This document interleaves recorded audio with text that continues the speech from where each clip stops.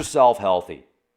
Testimony of a mom who heals her kids with food. Ladies and gentlemen, Rex Bear Leak Project, how the heck are you? What a fantastic interview today with Gail Angeles from Rainbow Food Rocks. She's on Instagram. She's got a great website. And the information that she puts forth is nothing short of extraordinary. Once you listen to this podcast, I think that you will be energized about the power of the mind and something as simple as plant-based foods. And also, speaking of plant-based products, Boomer Boost, I've been taking now for about 2 months, and I love this stuff. The ultimate detoxer, energizer, immune support.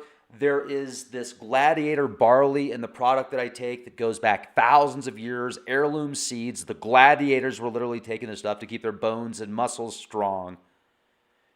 Go to boomerboost.com, check out their products, read the client reviews, read the testimonials.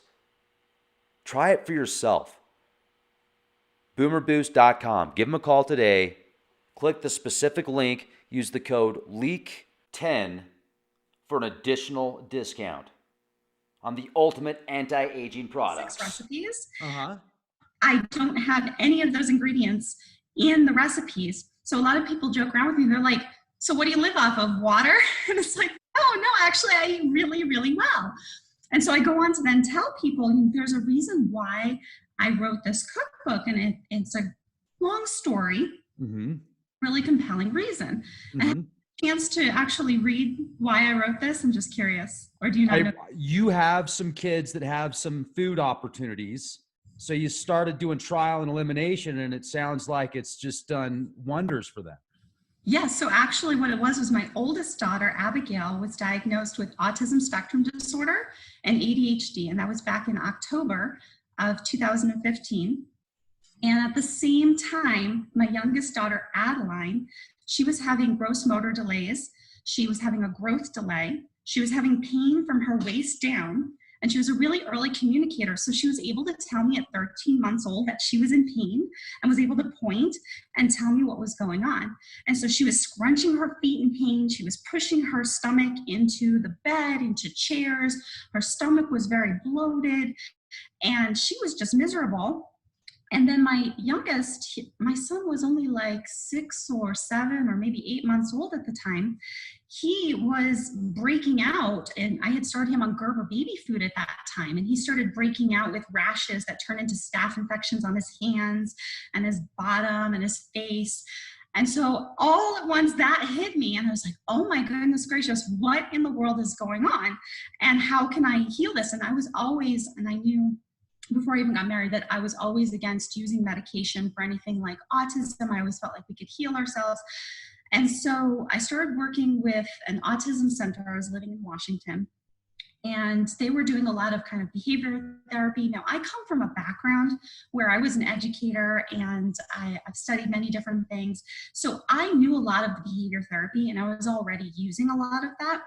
But what was starting to make the difference was taking out certain foods. And so the way I came about doing that was I met with my naturopathic doctor, and she and I were talking, and she said, well, some people have success in eliminating certain food items. So I was like, okay, well, what do you suggest? She's like, well, a lot of cases, if you eliminate wheat and gluten, and if you eliminate dairy. As she's telling me this story of how this can be, my daughter is sitting there eating Tillamook cheeses, and each bite she takes, and it's just the bite. At the moment she takes the bite, my daughter starts acting out more and more with her autistic symptoms. And so I'm watching this, and I'm like, is this really possible? Like, it just literally touches her mouth and she's reacting. And the doctor was saying yes. So we decided, okay, let's monitor and take out dairy first. So at first I started this whole experiment with just my oldest daughter. But eventually I continue on with the rest of my kids. So I take out the dairy, and that was a huge deal because at first people were like, well, where are you going to get your calcium? Your bones are going to break. Children have to have dairy because we've been so indoctrinated that we absolutely have to have dairy in order to have calcium. So then I started doing my own research and reading different books. Okay, we can get our calcium from broccoli, we can get our calcium here, we can get our calcium there, and trying to like prove to people like, no, actually, like my kids aren't going to just like die and their bones aren't going to break. No, I have in calcium from milk. And so actually we can get more calcium elsewhere than from milk. Anyhow, so I started taking out the dairy, and within, I want to say a week, and definitely by 2 weeks, my daughter was 25% better just from taking out the dairy, which was huge. And I'm a very observant person, and I come from a background where I used to have to observe children and take a lot of notes and such. So I was watching very closely. My naturopathic doctor was watching, and the autism center I was going to was also watching. The autism center didn't really want to acknowledge the food portion. They kind of, I don't know how to say it, kind of like poo-pooed that and wanted to just focus on the behavior therapy. But they also were witnessing what was going on. So here, my naturopathic doctor and I, we're writing this all down. I'm journaling, I'm documenting the progress. So I'm like, okay, I'm having success with this. Let's try taking out wheat. So naturopathic doctor's on board with it. I take out wheat. Of course, again, the whole challenge of like, oh, there's wheat and everything. You have to have your wheat. Trying to figure that out. So I take out wheat, I take out gluten, but I make the mistake of substituting corn. And I'm like, okay, well, if we can't have wheat, we can do corn pasta and corn chips and corn tortillas. And at that time, I was already into making a lot of food myself. And so I notice I take out the wheat, and then my daughter seems to be doing okay. And as soon as I introduce all this corn, my daughter gets even worse than with the wheat. And we hadn't had much corn in our diet beforehand. We did a lot of Italian food, a lot of pastas and such. And so I was like, oh my gosh, the corn is like worse than the wheat. And so I started going, and this started leading me on this journey, because then I'm like, okay, why the corn? What's going on with the corn? And that's why I learned about the GMO corn, and I learned about citric acid coming from GMO corn, even though it can also come from citrus, and citric acid is in so many products. When I go shopping, and my kids know how to read ingredients now, I've taught them really well. And so then I go back to the naturopathic doctor. I'm like, hey, listen, I took out the wheat, I substitute with corn. I think corn needs to come out of the diet. And so she's like, okay, on board with it. And we're monitoring. So the wheat and corn come out, and my daughter Abigail gets 50% better. So we're talking about a girl that was groaning, grunting, spitting, moaning, crying, going berserk, 50% better. So I'm like, there's something to this. Now, why can't I find a lot of information about this? Why are the doctors using behavioral therapy and not suggesting parents eliminate food and not really being supported by them? Why is it like even autism schools are having their kids eating like Cheetos and drinking Capri Suns? I'm like, why are people not making this connection? So then I'm like, okay, now I really want to heal my daughter all the way. Like, I want to go all the way. So then I go and talk to my naturopathic doctor. I'm like, well, let's brainstorm what are some other things that we could take out. And so we came up with soy and artificial flavors, artificial dyes, anything with numbers on it. So we took out the soy. And at that point in time, around that point in time, I started integrating the rest of the family except for my husband. There were some family members that weren't fully on board with this project. So it's been a journey, but I have proven all those people, like I've proven that this actually works. So then I took out the soy and all of that, and my oldest daughter, Abigail, got 75% better. Now, during that time, my youngest daughter, Adaline, we were going through bringing her for an MRI. They thought maybe she had spina bifida. She wasn't walking. And something that's not written in my book is that vaccines were also involved, but I purposefully left that out because I didn't feel like it was appropriate in a recipe book. However, if someone wants to hear a lot of information, I have 2 podcasts that one can Google or I can send direct links to. I go into detail, 2.5 hours each, of a lot of specific information, chock full of research, all documented. I still have all the papers from everything that I researched. So I go into great detail on that, but I'll just skip past that for now. And so so then Adaline. Good for you, by the way. And I just want to bring up something real quick because you're on the roll, so I'm just letting you go because you're amazing. Well, I was going to ask you about the vaccines, but I already knew.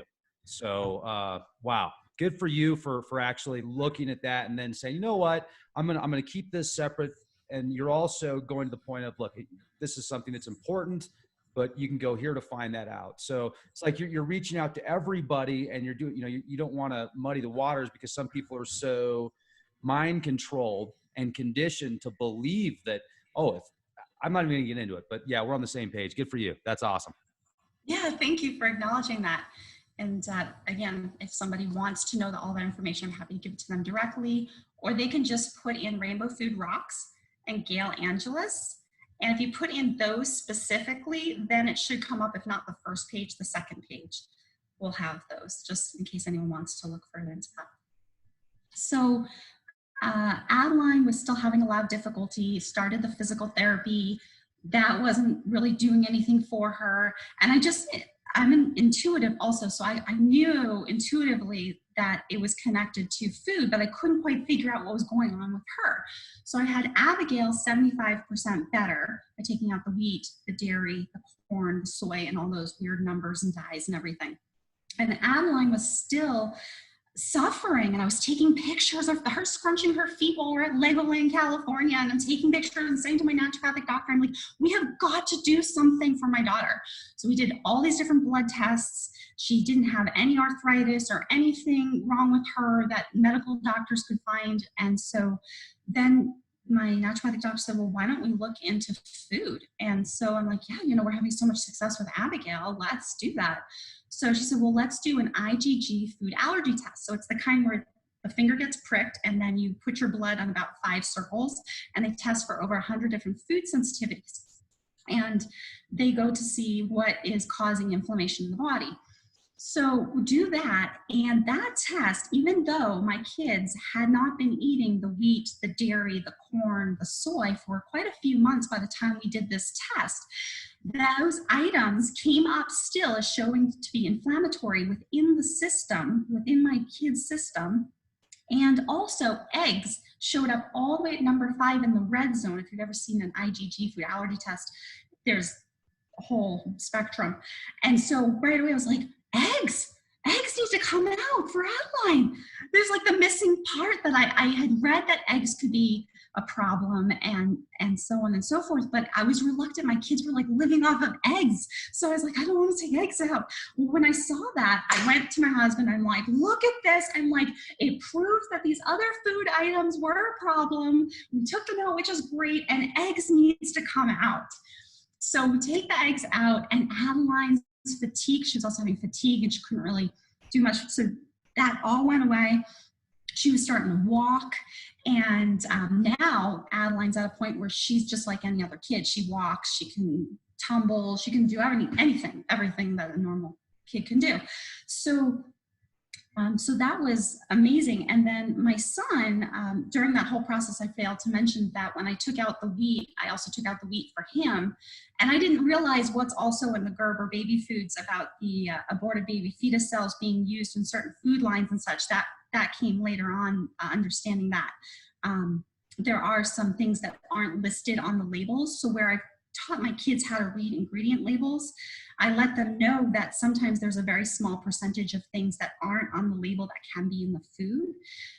So we pretty much are at a point where we eat very basic foods, and we are very limited in what packaged foods we can eat and where we go to eat out and so on and so forth. But I went and helped all my kids. Well, at the same time as me helping all my kids, I started getting sick. And I think that something triggered within my body. And I started having very similar symptoms to my daughter Adaline. Actually, I started having massive fatigue. I started having bruises that came out of nowhere on my ankles. My feet started swelling. Then I had my calves were hard as a rock. They really hurt. Then my legs were just every part of my leg was hurting me. My hip got out of alignment. My left shoulder looked like I was in a car accident and got raised. And this was all in the process of healing my kids. So as I was at the end of just getting them healed and proving that these foods were actually causing all these problems, I started becoming a mess. My face looked different. My hair got really stringy. I had to take a nap in the middle of every single day in order to get through my day. Yeah. Were you sleeping under high power lines, electrical lines or something, or next to a cell tower, or next to your router, or what? Well, it started in Seattle, Washington. And we had moved, actually, because my kids and I, we all wanted to get healthier. We moved up to Linwood, Washington. So it's not that far away. It's just somewhat miles north of Seattle. And it got even worse. So we were thinking it would get better if we got out of the city, and it actually got worse. So we moved into, not realizing how bad it would be, we moved into a 3-story house. So I had to go 2 flights of stairs up and 2 flights of stairs down. And I was homeschooling my children, and it was so difficult. I was like literally pulling myself up the railing. And by the end of the night, when my husband would come home, I'd be like, can you help me get up the stairs? And this is coming from someone who has always been physically fit, always physically active. You name the activity, I've done it, I do it, I love it. You know, twirling on bars, hanging upside down. You go on my Instagram, you'll see I'm very active. So to suddenly have that was very, very suspicious. So then I got to figuring out, well, there must be some kind of toxin in my body. I need to detox. And I started going on a journey of investigating yoga. And I took a Raja yoga class from an organization called Ananda, which is located near Linwood, Washington in Bothell. And through the certain exercises, I had a physical, we call a personal trainer friend who was working with me on getting my spine in alignment at the gym. And also I eliminated meat because I was doing this yoga course, which suggested eliminating meat to kind of, which I read from other sources, helps when you're trying to detox. And then I was also just going even more extreme than with the kids with increasing my vegetables and fruits and doing certain things, teaching myself about tinctures, teaching myself about essential oils, and just making a whole new lifestyle so that what was going on would be reversed. And what was going on, I went to the naturopathic doctor, the same one that I went to for my kids. And I said, you know, here's what's going on. And by the time the pain was getting to my arms and I was losing abilities, I was like, what is going on? She ran the blood tests and she found something called the reactivation of the Epstein-Barr virus. And at that time, I had never heard of it. And I was like, what in the world is that? I'm like, that sounds crazy. Like, how could I just suddenly have this problem? And so she explained the whole thing to me about how it can lie dormant in the system. At some point in time, I must have had mono and not realized it in the past. It got reactivated with the stress of everything going on. I still to this day don't know if that's solely what happened and what it was, or if something else was going on. But I have completely reversed everything, and I've done it through lifestyle, and I've done it through using all the recipes in my book, and I cook these foods daily, and I do yoga, I do meditation. I'm now a Kriya, and there's a little bit more to this, but do you have something to say? You look like you want to say something. What was that last word you used? Kriya? I'm a Kriya, so I'm part of Ananda Worldwide, and I have studied Kriya. So with that, it's a very deep form of meditation where I use specific breathing techniques and specific mudras, and I go into a very deep meditation. And that has helped me immensely. Now, something I haven't really put out there too much is that I used to see what I now know to be auras when I was a kid. I didn't know that. When I was a kid, I thought people just glowed. So I would see light energy around people. And I thought, okay, some people have glows. And I was a very studious girl. I would watch my teachers intensely. I would look at their glows. But I never said anything to anyone. So during the whole process of having kids and becoming very busy and married life and everything, I just didn't even think about it. When I started going into this Raja yoga class and then taking Kriya preparation classes, going into Kriya, which is what like people like Yogananda and Babaji and Swami Sri Yukteswar and all these people, they studied and practiced and taught.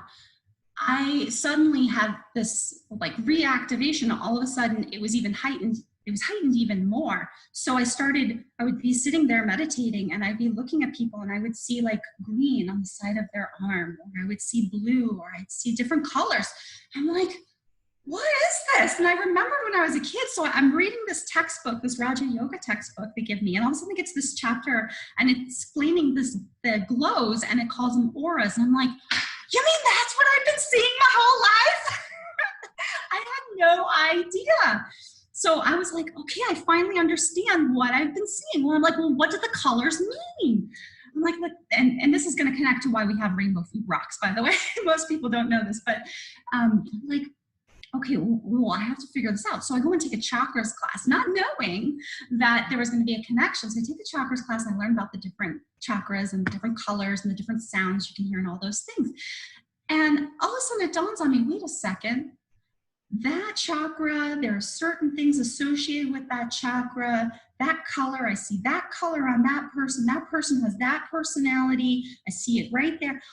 Oh my gosh, there's a connection between the chakras, the colors that I see around people, and that gave me information, more information about people.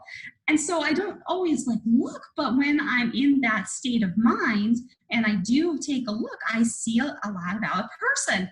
And so then it just opened up even more because here I am, I've healed my kids. I'm on this healing journey to heal myself. I'm now at a point where I can say I'm totally healed and I'm doing amazing. And I, like I said, go look, you can see me twirling on bars at local parks. But not to take it the wrong way, I mean gymnastics. Oh, we know what you mean. No, that was good. Hello. This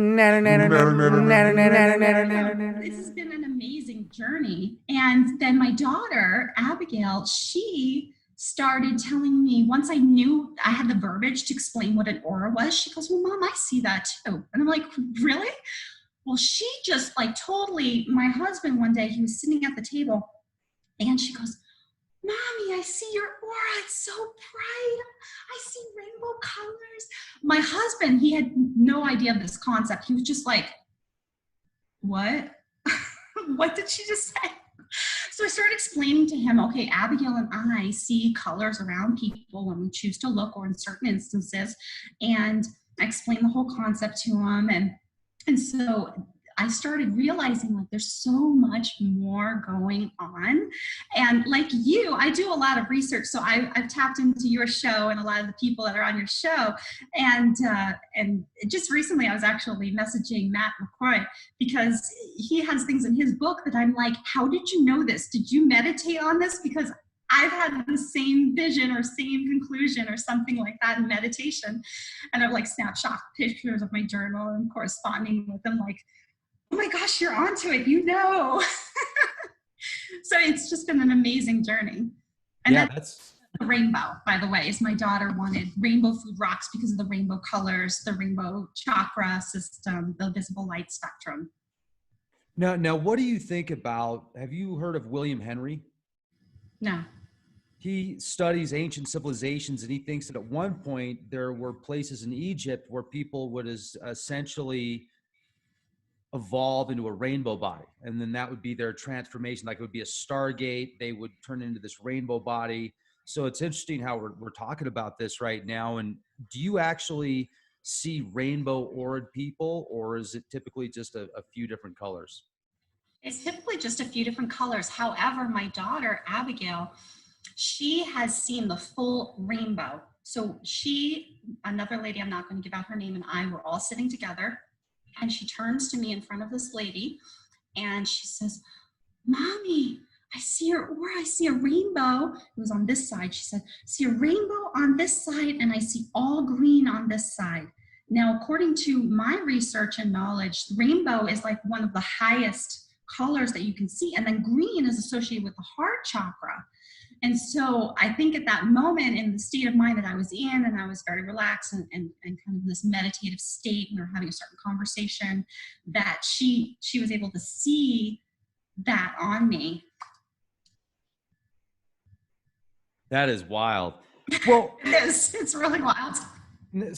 Let me hear more about the food that you prepare. I mean, do you have specific meals that you do on a daily basis, like a smoothie for lunch every day? I mean, is there, I want to hear more about how to help people with autism and Asperger's and such. Yes, I'm glad that you're tying that back in. So I think that the kids with autism are being muted by the chemicalization of the food.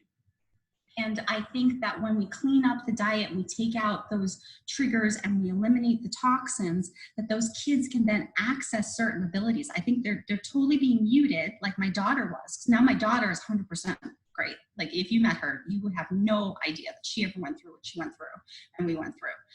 And she is able to sense things and see things that I'll share it with you because I know your audience wouldn't find this too crazy, but my daughter will sometimes see other beings. She'll see other things.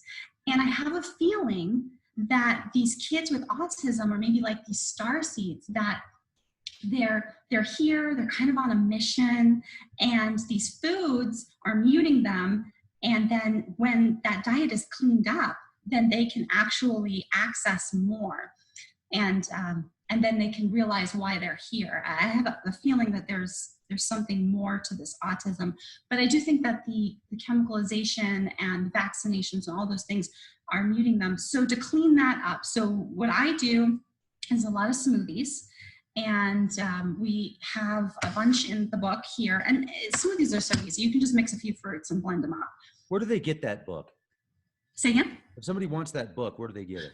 Okay, so this is now available on Amazon. It's also available on blurb.com. And then also if somebody doesn't want to go through that, they can just message me directly and I can send a copy if someone wants to do the old fashioned way. Cool. Okay, thanks. Yeah. So foods, to answer your question some more, even on the cover, like one of my favorites is the papaya smoothie. And that's really detoxifying. It has bananas and papaya and strawberries. My kids, their favorite is the peppermint one. Let's see if I can find it in here to show you a picture. It's on my website, actually. It's spinach, which the kids don't even taste the spinach. It's the chocolate chip peppermint ice cream. I don't know if you can see that. But this one is the one that they request the most. And so I make a bunch of different homemade milks as my bases. So if someone can't have nuts, I also have seed milks. And if someone can't do that, I also have another option. So the first thing I would do if someone can have nuts is either an almond milk or a cashew milk. If they can't have nuts, I would do a base of like a sunflower seed milk or flax milk. And if that can't work, I would just suggest someone to take dates and water and blend them up. So I take those bases, and everything in the book is interconnected. So I'll take those bases and I'll use them to make like the smoothie, but I'll also use that to make my kids pancakes. And I just posted a picture on Instagram of the pancakes that we were eating yesterday and today. And I'll take that and I'll use it for a few other recipes. And then I will come up with other bases too. So for instance, like say I'm going to do soups. And I have like a beet carrot soup that most people be like, oh, beets, but then it actually tastes really, really good. And it's so simple. So I'll take a bunch of the ends of vegetables. I don't like to waste anything. And so I'll take a bunch of the ends and I'll put it in water. And even like garlic peels, onion peels, carrot tops, the greens from the carrots, the seeds from peppers, everything. I put it in there and I'll put it in a slow cooker and let it sit for, maybe like 8 hours. On low, and then I'll sift out the ends of everything and I'll have a base broth. Well, I'll use that to flavor quinoa, for instance. So I'll take my quinoa and I'll soak it and sprout it, and then I'll use that base, that vegetable broth base, and cook the quinoa so it gives it a bunch more flavor. And then I'll add things like nettle salt. So I make my own nettle salt. So I take dried nettle, and I grind it up and I add it with sea salt. Celtic sea salt in particular, and I do a 1-to-1 ratio and shake it up in a jar. And so I'll use that to season. And so everything comes together in the book. Are there supplements that you think are good that you add in with the smoothies as well, or you just do all food-based stuff? Almost all food-based unless someone is sick. So if someone is sick, then I just posted some videos on Instagram, some really short 1-minute videos on Instagram of what people can do, because I know with the coronavirus, a lot of people are trying to find natural ways to prevent that virus and such. So like, let's say for instance, my son, Jeffy, like when he was not well, he was sick for a whole week, he had high fever. So when I could get him to take a smoothie, what helped immediately was taking zinc sulfate, golden seal, mullein, lemon balm, and cat's claw, and I feel like I'm missing something. There might be something else. And I took a dropper of each and I put it, for his case, I put it in a smoothie, but in my case, like say I'm not feeling well, I'll put it in a glass of water, I'll mix it up and I'll drink it. And so that helps a lot with kind of like curbing fevers and such. I have a bunch of other things I do. I have essential oil blends I make. I make my own toothpaste. I make my own shampoo, my own soaps. Go ahead. What do you want to say? Ow. Overload. Like earlier, I was going to ask you how you make the milk and stuff, but maybe give us some how-tos here. This is cool. So I don't even have to leave the garage. I'll just make everything in my garage. So it's perfect. If you got the basic ingredients, go on my Instagram. I actually show people like, okay, here are all the things. Like, okay, you want to make your own toothpaste. Here's Dr. Bronner's coconut oil. Here's bentonite, liquid bentonite clay. Do the 1-to-1 ratio in a jar, and then you put certain essential oils. And I show which ones, and I list them out, so that can encourage people to come look at my Instagram. And then I do that with a bunch of other things, like I'm trying to think what else I posted recently that people might be interested in using. Anti-scorpion spray for people that live in Arizona to keep away the scorpions, which also, funny enough, works. Does that work on Scorpios also? So for scorpions, like if you want to keep them out of your house, did you say Scorpios too? Yeah. Does it work for Scorpios also? I asked. What did you say, Scorpios? Are you a Scorpio? I'm just joking. Anyway, so I know somebody that, anyway. No, I'm just kidding. No, Pattern interrupt. Yeah, you got it. So for scorpions, like in Arizona, the scorpions, here people are crazy about spraying a lot of chemicals. So they spray chemicals all over their yards. I have only lived here a year and a half. I'm originally from New York. And so they spray it everywhere, like all in the houses. They don't want any bugs, all outside, all the parks. I can't even have my kids like play in the grass at the park because it's just loaded in chemicals. So I'm like, okay, I don't want to spray anything in my house. I don't want to add to the toxin load. So I created an anti-scorpion spray, I call it. And I just once a week go around my house spraying cinnamon, lemon, sweet orange, cedarwood, and lavender. And I just put it in a spray bottle with water and I just go around. And I've only seen maybe 1 or 2 scorpions since I started doing that, which is magnificent because we have those bark scorpions here and they really hurt from what I've been told. Okay. Wow. So and how long does it take? What's that? So it works as a poopery. Okay. How long does it take to make toothpaste typically? Oh, so easy. Like I could do it in a minute. A minute? Okay. What about milk? Almond milk, 1 minute. Almond milk. 1 minute. 1 minute. So I take 3 dates. I take a pinch of vanilla bean powder. I use the powder because you can get a lot more for your money and it's easier. You don't have to scrape out the vanilla bean. So 3 dates, just take out the pits. The pinch of vanilla bean powder. And then whatever I'm using, if I'm using the almond, like for almond milk, I'll just take the almond butter and I'll do 2 tablespoons of the almond butter, water, and then just like a pinch of Celtic sea salt. Throw it in a blender, like this size blender, your regular blender. You can use any blender. You don't have to have the most expensive blender. And then just for 1 minute, press the button and and then you have it. Like, boom, that easy. You can do that with cashew butter. You take cashew butter, just follow that same recipe. Take the sunflower seed butter, follow the same recipe. So instead of sitting there and having to like squeeze through a nut bag to make your milks, you can just do it really fast. And I have to be fast. I have 3 kids and I homeschool and I'm trying to do so many different businesses with essential oils and yoga and meditation and learning to be a Bollywood fitness dancer. Like I don't have time to sit there and spend 5 hours on food. So I've come up with all these quick techniques to do things. And you show a lot of these in your book and on your website.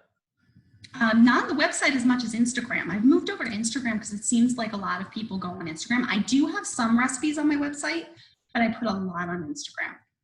Make sure I get the exact link to your Instagram so I can put it in the video description box. And then that way people can have access to that. Now, do you do videos for the Instagram or you're doing like pictures? I do both. I have some videos on there and then I have pictures of things. And then I put some free recipes on there. What about your YouTube? You got a YouTube channel yet? Not yet. I love how you said yet, the expected word, yet. I've been thinking about it. the more and more I think about it, I'm like, okay, I need to do that for people, and then just come on and talk about things. Your story is so powerful that I think you should. I think that the world would love to see you talking about this in a podcast format, where they could just hit the subscribe button, because you know how to make the different milks and the toothpaste and a lot of these organic opportunities. But your life path, I mean, that's fascinating. I have friends and family with Asperger's and autism, and they're still dealing with it. And, it's a lifetime thing. Even if I've never seen anybody completely healed from autism. So I would love to see that, because that's tough.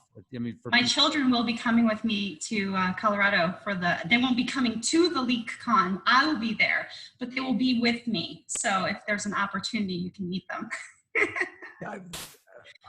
Everybody should know about this. Everybody. I mean, seriously. I feel this way too. I went and met with Billy Carson I had just come back from Dubai in January, and then I took like 3 days later a flight over to Florida, and I took my book. I gave him a free copy of my book, and we talked about it, and he was like posting on his Instagram. He was like, heal autism. Like, come on, like you can do it naturally. You don't need to medicate your kids.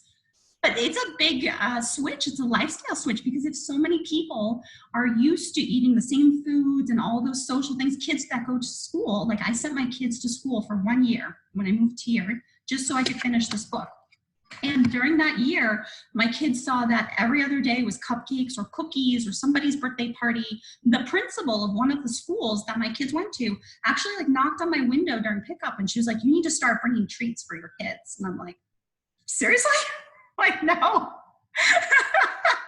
They're bringing treats for your kids. You don't hear that very often. We're indoctrinating the kids with poor eating habits. And so I'm like, no. And my kids are having such a tough time with that. So I went back to homeschooling, and also because my kids are interested in topics that they just don't teach in school. Like a lot of my oldest daughter, Abigail, she's really into ancient history and space and things like that. So she's actually read a good portion of Billy Carson's book. What's it called? Emerald Tablets. Okay. Yeah. And so she's very much into all of that. She is way up there. She reads, I would say at the very least now, like an 8th or 9th grade reading level, and she's only 8 years old. That's awesome. And I've heard nothing but good things about people that homeschool their kids. And that seems to be a trend. I have a friend that is actually, he's one of the director. I don't know if he's a director, but he's got a pretty good position at Gaia TV. And he made sure to specifically pull his kids out of school so that his wife could do the homeschooling, and they're so much happier doing that. And their kids seem healthier and more astute from what he tells me. That's the trend. It's like, do you want corporatization, re-education, or do you want your kids to be able to learn? There's 6 corporations that control almost everything as far as the school books that are presented in public school. That's scary. How does that not freak people out? Well, it's because most people would read the textbooks and be like, Mommy, this isn't true. So she was having a tough time. She said, Mommy, this isn't true. I know this because I did research. Yeah, I should get kicked out. Should be a really tough time. Let's just say that. So I'm back homeschooling. We go to museums twice or thrice a week, sometimes 5 times a week. We go around looking at things, going on hikes.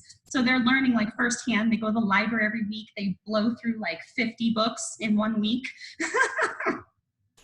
I could so see you raising your kids to question the narrative, and actually, with a good education, and then you put them in indoctrination camp, school, and then they'd probably get kicked out because they'd be like, no, aspartame is not good for you just because it's less calories. Okay. That's totally right. Modified E. coli feces. It's a neurotoxin. But it's safe. It's okay. Oh man. It's in your lunchbox. It's normal. This is what they want you to have at school. Genetically modified corn with extra glyphosate and genetically modified E. coli feces. Eat it. If you're not liking this, I'm going to call your mother. And then they call you. You come in there and you're like, no, we want to give them organic food. That's good. No. I'm going to call up CPS on you for feeding your kid organic food. CPS, they need more glyphosate in their diet, please. Okay, send them in.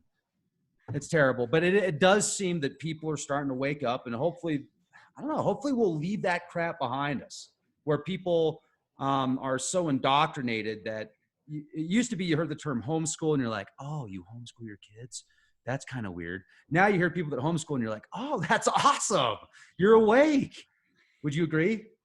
Oh, absolutely. I know so many people that are either homeschooling or want to be homeschooling. We're actually discussing trying to create an education system that incorporates yoga, meditation, nature walks, growing your own food, eating from that garden, making food, like using my cookbook to make the food, and then kind of building that into a community idea of having a community where people can do all these things. I'm in touch with a lot of healers and wellness people, and they do amazing things. I also am taking Reiki, and I've done Reiki 1. And so we're all trying to think of like these micro communities and how to build community and redo the education system in a way, or somehow change the education system that currently is there. And so these are big projects that we're brainstorming. Right on. And in closing out, is there any adventures on the horizon? Anything, any new books or documentaries you're coming out with? What's next for you? Well, I am working on another book, and I hope to have it done by the end of the year. And it will probably be a recipe book. And also I want to include more of the story of my journey. I have been documenting it since 2017 when I was at the Apex, and showing that whole progression of what I did and how I got better and all the resistance I met and all those. I mean, it's been a real big journey, and how I was waking back up to things that I already knew actually when I was a teenager, but just going through that portion of life where you go through college and marriage and all these things, and you're being told you have to do things a certain way and you don't know. So I will be working on that. And then I do once a month now an episode of Healing Kitchen Live. It's on the One TV network, which is on Facebook. So it's Facebook TV. Kind of ties into the idea of your R&B idea, because you had mentioned back before the new year that you wanted to do like a 24/7, 365 show where people are learning real information. I loved that idea. And so I have a friend, her name is Lanita, and she started something on Facebook just like that, where all these different wellness people and information, is coming on there. So she has me running her Healing Kitchen Live once a month. I was going to do it every week, but then with all my other projects, it was just too much. And so there's that, there's my Instagram, there's my Facebook, and there's my website. I'm trying to think of other things. Eventually I'll be teaching Bollywood fitness dancing. How do you do that? In Dubai? Is that what because you said you went to Dubai, right? You're teaching Bollywood in Dubai. That's pretty, and you're moving on up. That's awesome. Oh my gosh, that's so funny. No, I'm joking. Well, this is 50% of the population spoke Hindi, so I didn't know Arabic, but I could read some basic Arabic. But I speak and write and read and understand Hindi and Urdu, so I used that to get around, and that was fantastic. I had a wonderful time. Yeah. So Dubai, is it just like a serene, everything you look at, almost like out of a movie almost? It was mixed. I would say that, like I mentioned, half the population is Indian. So there was a little area called Port Dubai, and it was full of Indian stores, Indian food, Indian jewelry, Indian clothing. I went to the clothing shop and spoke Hindi and got to buy dresses for the girls and me in Hindi. And then you have the really touristy areas. So that was a little more gritty, the Port Dubai. And then the touristy areas are like seeing the Burj Khalifa and the Burj Al Arab, and the big one that looks like a sailboat by the water. That's one of them. And then the tallest building. So it's a mix, but everywhere I went, people were amazing. And even with what went on in Iran while I was there, it was like nothing was going on. It was just like people were so nice to me. They were so nice to everyone else. It was such an amazing place. And so the way that things get portrayed, like everyone was so worried for me because I was there during that time period all by myself. And it was actually wonderful. And I met up with someone who does a TV show there. His name is Khalid Almeri. And he does a show that my daughter watches that she really likes. And so I met up with him. I gave him a copy of my book. I got to talk to him. And I would just close out by saying that I highly recommend visiting Dubai and not being scared at all. Oh yeah, that's what I'm talking about. As soon as I can drive out there, I'll make sure to go visit. That's right. Gail, this has been wonderful. I really appreciate the opportunity to speak with you. Your energy is amazing. I'm looking forward to meeting you at LeeCon. And definitely everybody that has an opportunity to look at this podcast, check out Rainbow Food Rocks on Instagram, also Facebook, soon on YouTube, hopefully rainbowfoodrocks.com. Get the cookbook. And I'm definitely going to start using those smoothies. I want to start doing that like once a day. So that's what I'm talking about. Great. And then just so your viewers know, for Instagram, it doesn't actually say Rainbow Food Rocks. It says kajal.kaja378. Awesome. Okay. Fantastic. The way I started it, just so your viewers know. No, yeah, that's wonderful. Thank you. And I will make sure to specifically put that link in the video description box. Be excellent to each other, everybody. Have a fantastic day and be the change you want to see.